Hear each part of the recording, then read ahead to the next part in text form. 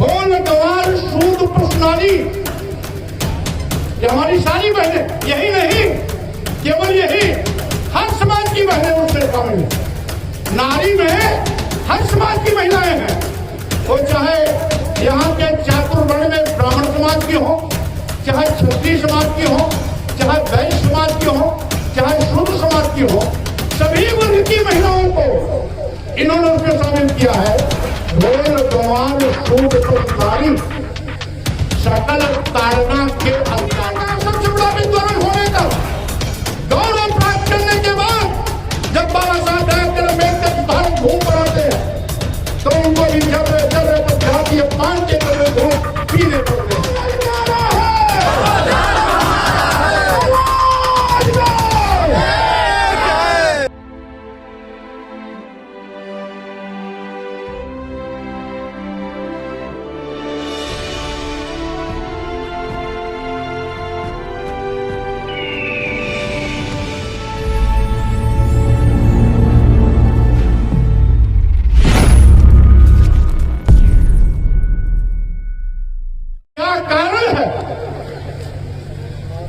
कि भगवान बुद्ध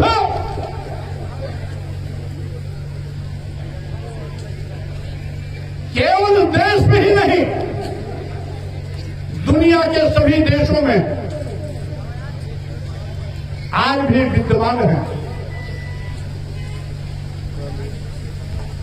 इस धरती पर पहले महामानव बुद्ध जी थे जिन्होंने पूरी दुनिया को मानवता का संदेश दिया, भाईचारे का संदेश दिया था, करुणा मैत्री बंधुत्व का संदेश दिया था। और यही कारण है आज भी पूरे विश्व के 49 देशों में भगवान बुद्ध का धर्म माना जाता है। कई देशों का राष्ट्र धर्म भी बौद्ध धर्म है। और साथियों, भगवान बुद्ध ने तो विश्व मानव कल्याण के लिए बात किया था। मानवता को सम्मानित करना, मानवता के कल्याण के लिए मानव एक समान की विचारधारा पूरी दुनिया में दिया था। और यही कारण है 2500 साल पहले भगवान बुद्ध की जो व्यवहारिकता उस समय इस देश के लिए थी, विश्व के लिए थी, आज भी वो व्यवहारिकता उनके न रहने पर भी उनके विचारों के चलते आज भी बनी हुई है। आज धर्म कोई भी हो, हम सभी धर्मों का सम्मान करते हैं, क्योंकि धर्म का मकसद मानव कल्याण और मानवता का सशक्तिकरण है। इसीलिए बुद्ध पूरी दुनिया में पूजे जाते हैं, क्योंकि उन्होंने किसी प्रकार का ढोंग, पाखंड, छलावा, दिखावा नहीं किया। जो भी किया मानवता के कल्याण के लिए, मानवता के सशक्तिकरण के लिए किया। और यही नहीं, पहले आपके यहां भगवान बुद्ध की मूर्ति इन पहाड़ियों में मिली, आपके मिर्जापुर की भी पहाड़ी में भगवान बुद्ध की मूर्ति मिली। यहां तक कि अयोध्या में पुरातत्व विभाग द्वारा 3 बार खुदाई हुई थी। पुरातत्व विभाग द्वारा भारत सरकार 3 बार की खुदाई में भगवान बुद्ध और बुद्धकालीन अवशेष मिले थे। यही नहीं, हम तुम्हारे साथ हैं, हम तुम्हारे साथ हैं। यही नहीं, आपको याद होगा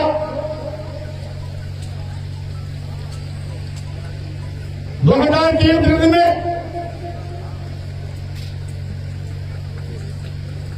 अफगानिस्तान में भगवान बुद्ध की 100 फुट की मूर्ति तोड़ी गई थी। उस समय वहां के तालिबानों ने तोड़ा था, यानी उन तालिबान की पहाड़ियों में भी वहां पर भगवान बुद्ध की मूर्ति पाई गई थी। अभी 4-5 साल पहले अमेरिका के रांची की पहाड़ियों में वहां की सरकार ने प्रकृति विभाग द्वारा खुदाई कराई तो रांची की पहाड़ियों में भगवान बुद्ध की मूर्ति मिली। साइबेरिया का पठार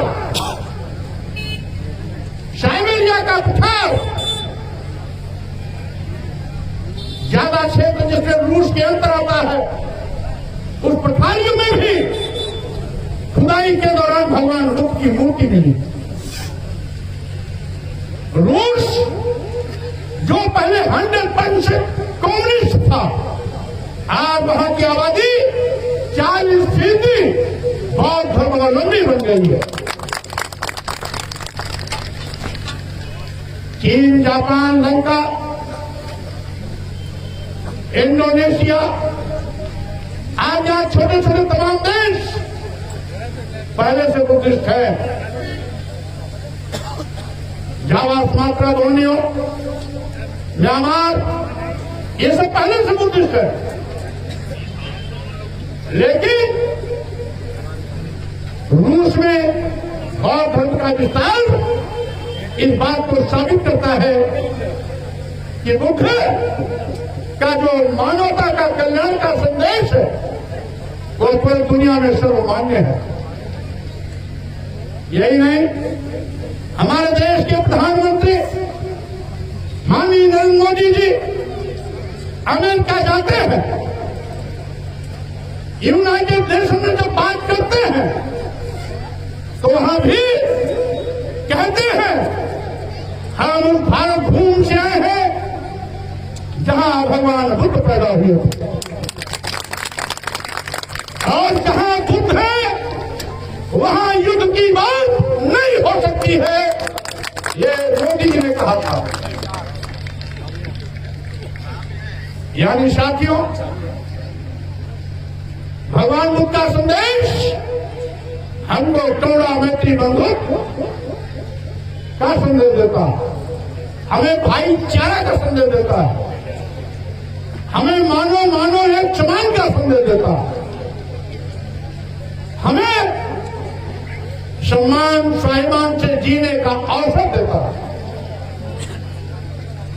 और इसीलिए आज भगवान बुद्ध के विचारों की स्वीकारता पूरे विश्व में। हमने देखा कि साथियों, कुछ लोग धर्म के नाम पर भेदभाव का पाठ पढ़ाते हैं। जब हम सभी इंसान हैं, सभी को बराबर भूख लगती है, सभी को रोटी, कपड़े, मकान और घर की जरूरत पड़ती है, तो साथियों सभी को सम्मान और स्वाभिमान भी प्यारा लगता है। रोटी की भूख बर्दाश्त की जा सकती है, लेकिन सम्मान पर कोई चोट करता है तो सम्मान की भूख अगर एक बार किसी ने उसको अपमानित कर दिया तो सम्मान की भूख कभी वापस नहीं होती है।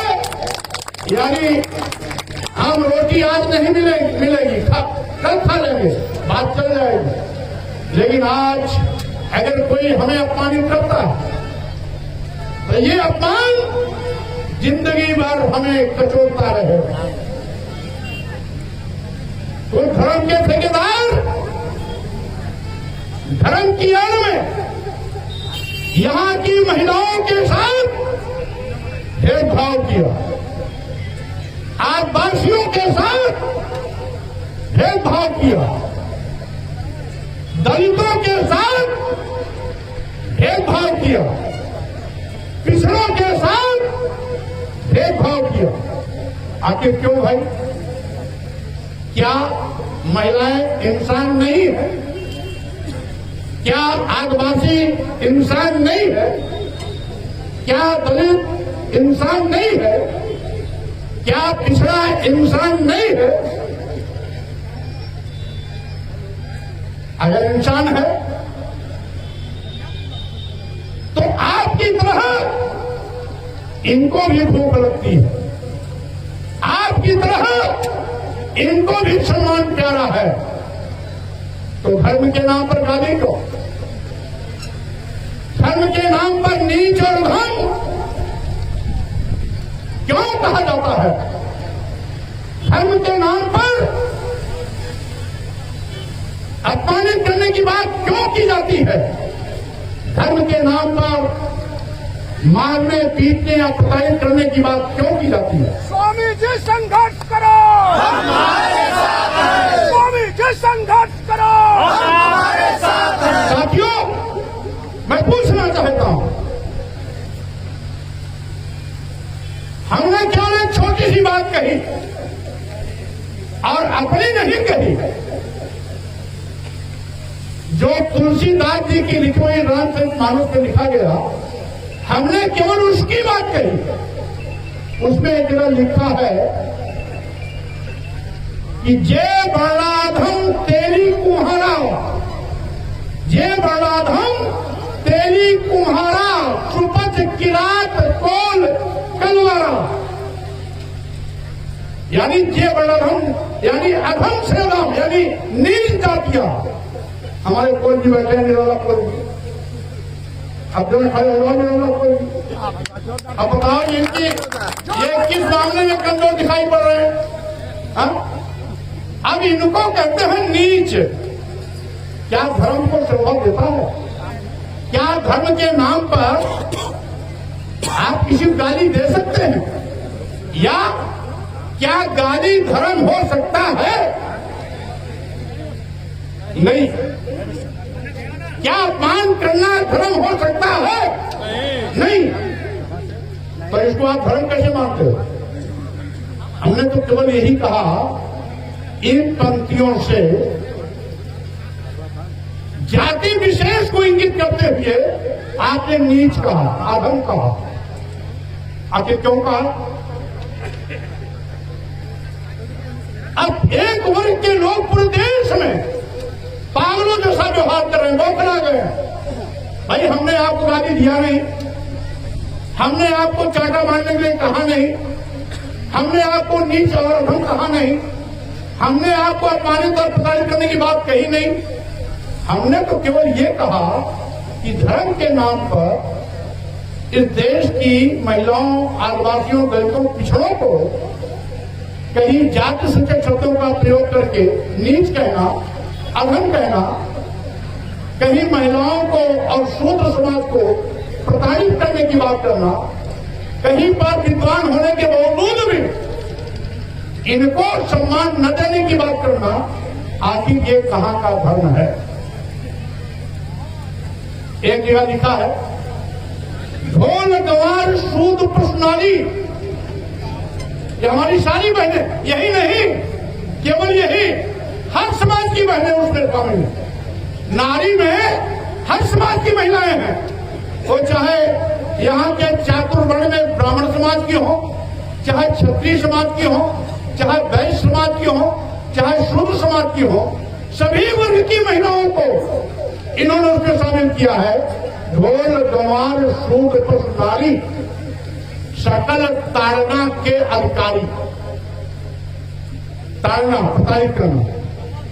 अभी अभी गोरखपुर गीता प्रेस में 30-35 लाख किताब अलग छप गई, केवल एक शब्द बदलने के कि ताड़ना का अर्थ शिक्षा हो गया।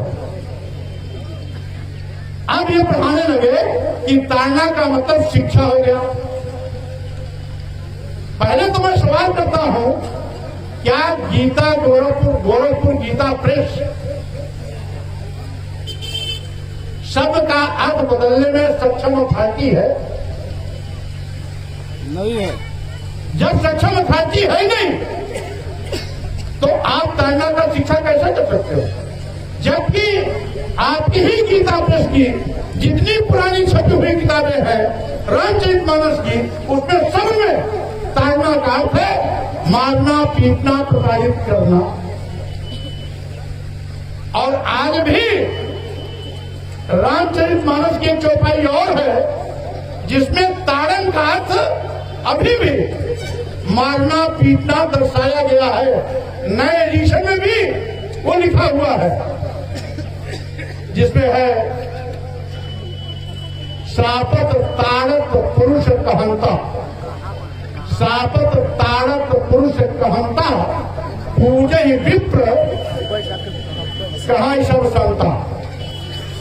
तो यहां पर तारण का मतलब आज भी मारना पीटना, तो वहां ताड़ना का कैसे बदल गया? अच्छा मान लीजिए अगर आपका बदला हुआ ही हक हम ले ले, तो बकरी को कौन सी किताब पढ़ाओगे?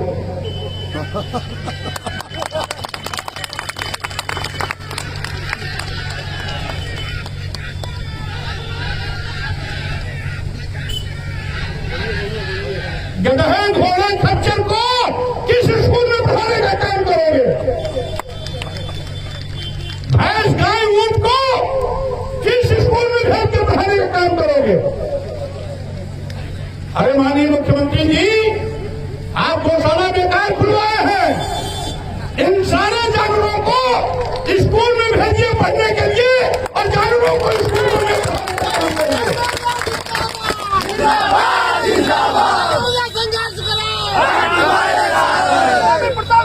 संघर्ष करो। इसलिए आप जितना भी रंग बदलोगे उतने बुरी तरह फंसोगे। सीधे सीधे बात मान लो कि नीच कहना, अधम कहना, गाली देना, अपमानित करना, प्रताड़ित करना धर्म का हिस्सा नहीं है। इसको हम संशोधित करने जा रहे हैं। हमने तो रामचरितमानस पर सवाल नहीं उठाया ना, हमने तो कुछ चौपाई के हिस्से में उठाया। और एक जगह लिखे हैं, धर्म तो सबको बराबर मानता है ना। हमसे कुछ धर्म के ठेकेदार कहते हैं, भाई आपने कुरान पर कोई बात नहीं कही, इस्लाम पर कोई बात नहीं की। हमने कहा भाई हम अगर इस्लाम धर्म में पैदा हुए होते और कुरान में कोई बुराई होती तो हम सवाल जरूर उठाते। हर धर्म को मानने वाला, हर धर्म को मानने वाला अपने धर्म की अच्छाइयों को और अपने धर्म की बुराइयों को सीना ठोक करके कह सकता है। अच्छाइयां हैं हम तारीफ करेंगे, बुराइयां हैं उसको इंगित करेंगे। इसलिए जब हम इस धर्म में पैदा हुए हैं तो दूसरे धर्म की बात हम क्यों करें? हमारा तो भारतीय संविधान अब तो सभी धर्मों को बराबर कहता है। पंथ निरपेक्ष देश है, धर्म निरपेक्ष देश है। इसलिए हमारा जो भारतीय संविधान कहता है हिंदू, मुस्लिम, सिख, ईसाई सब हैं आपस में भाई भाई। अब भारतीय संविधान का अनुच्छेद 15 जो समता का अधिकार देता है, बराबरी का अधिकार देता है, उसकी स्पष्ट व्याख्या है कि अनुच्छेद 15 में इस बात की स्पष्ट व्याख्या है कि वर्ण, धर्म, जाति, लिंग और जन्म स्थान के आधार पर किसी के साथ कोई भेदभाव नहीं हो सकता। बाबा साहब डॉक्टर अम्बेडकर ने अपनी संविधान सभा में बड़े बहस के बाद, जिसमें बहुत से विद्वान तत्कालीन विद्वान थे, और अंत में जो संविधान का अंतिम रूप दिया तो उसमें स्पष्ट इसकी व्याख्या किया। हम अगर अपने घर में खबरेल में रहते हैं, अगर किसी खबरेल या छप्पर में है तो वो टपकेगा, वो छुएगा, तो हम रहते हैं तो हम ही उसको बनाएंगे, दूसरा नहीं बनाएगा। अगर हिंदू धर्म की बुराइयां हैं तो जो हिंदू धर्म में पैदा हुआ है वही उसको इंगित करेगा, दूसरा नहीं इंगित करेगा। दूसरा इंगित करेगा तो आईपीसी की धाराओं में कोई गैर कानूनी हो जाएगा, और कोई उसी धर्म का उस ओर इंगित करता हो तो गैर कानूनी नहीं होगा, ये माननीय उच्च न्यायालय भी कहता है। और साथियों, तमाम एक और विषय के लोग कहते हैं मौर्य जी धर्म पर हमला बोल रहे हैं। अरे काहे को धर्म पे हम हमला बोलेंगे भाई, हम तो उसी धर्म में पैदा हुए थे ना, हम क्यों बोलेंगे? हम सभी धर्मों का सम्मान करते हैं, तो हम तो किसी धर्म पे हमला नहीं बोल सकते। और रामचरितमानस तो आप धार्मिक पुस्तक कहते हो, अगर धार्मिक पुस्तक है तो धर्म के नाम पर तो कतई आप किसी को अपमानित नहीं कर सकते हो। उसी रामचरितमानस में लिखा हुआ है, पूजे ही विप्र सकल गुणहीना, यानी सकल गुणहीना, सभी गुणों से ही। और कहीं कहीं लिखा है पूजे ही विप्र शील गुणहीना, कहीं कहीं लिखा है सकल गुणहीना, समस्त गुणों से ही, यानी सारे अवगुण हो, चोर हो, लंपट हो, व्यभिचारी हो, डकैत हो, देशद्रोही हो, राष्ट्रद्रोही हो, तो भी पूजिए, क्योंकि ब्राह्मण समाज में पैदा हुआ। यही तुलसियों बताते। अच्छा, आप पूछवाओ, उसमें हमारा विरोध नहीं। आगे क्यों लिख दिया कि पूजन शूद्र गुण ज्ञान प्रवीणा, कितना भी गुणी हो, ज्ञानी हो, ज्ञान में प्रवीण यानी विशेष ज्ञाता हो, तो भी उसका सम्मान मत करो, यदि वो शूद्र है। आगे क्यों? शूद्रों के सम्मान में,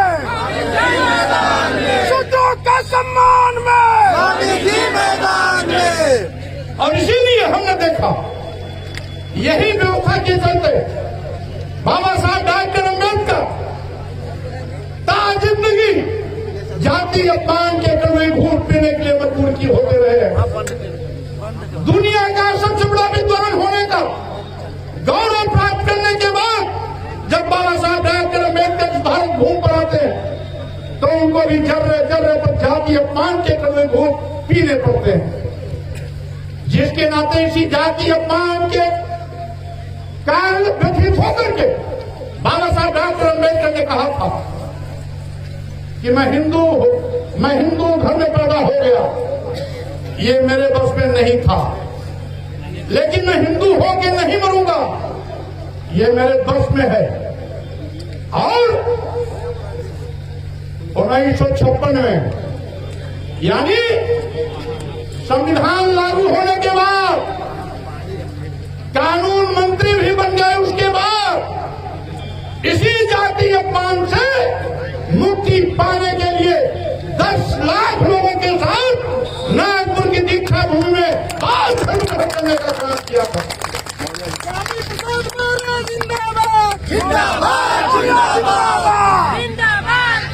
स्वामी प्रसाद मौर्य तुम घबराना,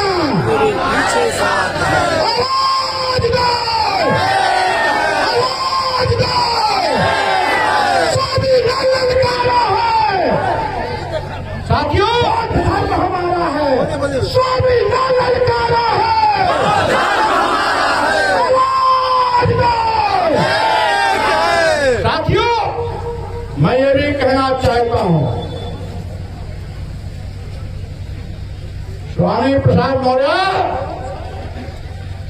हमारे नौजवान के भाई की मौत घबराना। अरे स्वामी प्रसाद मौर्य से पूरे देश के जितने भी धर्माचार्य हैं तथा कथित धर्म के ठेकेदार हैं, उनके पेट में पानी नहीं पड़ रहा है।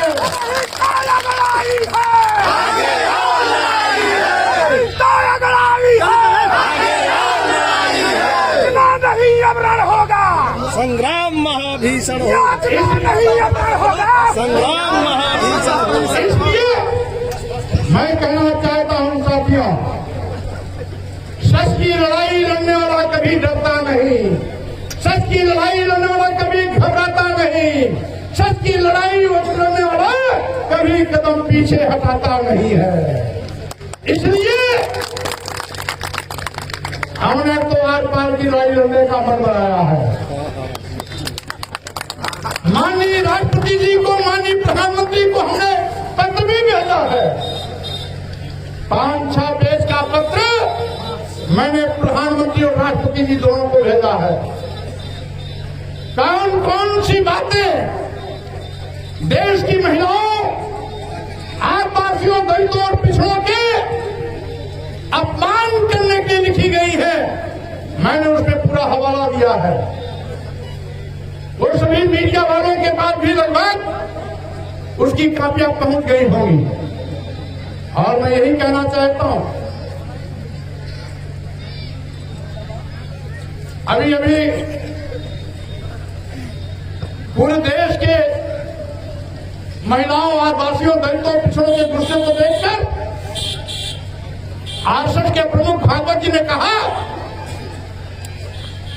कि वर्ण और जाति भगवान ने नहीं, पंडितों ने बनाई है।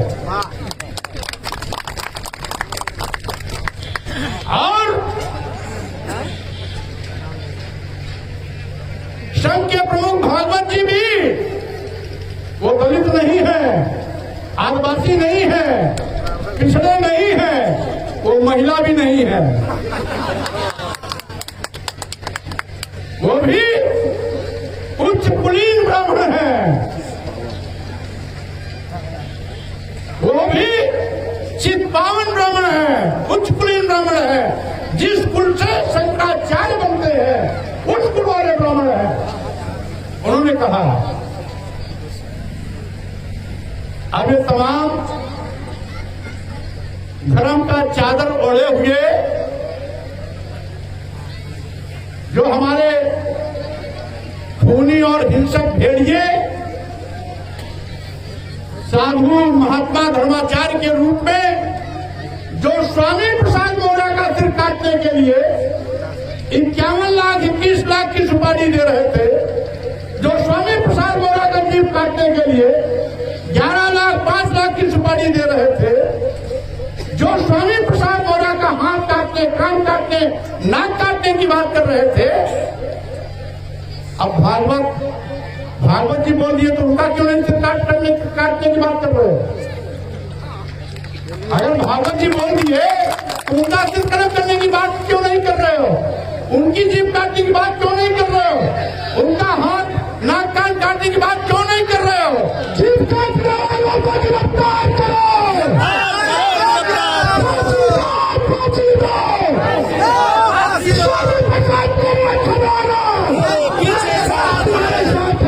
इसे साथियों मैं ये भी कहना चाहता हूं, ये भेदभाव बंद करो।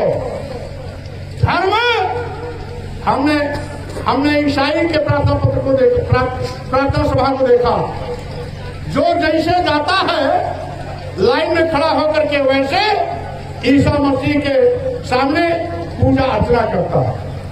हमने मुस्लिम समाज के इबादतगाह को भी देखा है, वहां नमाज पढ़ने जो जाता है, जो जिस लाइन में जहां जैसे जाता वहां बैठता जाता है,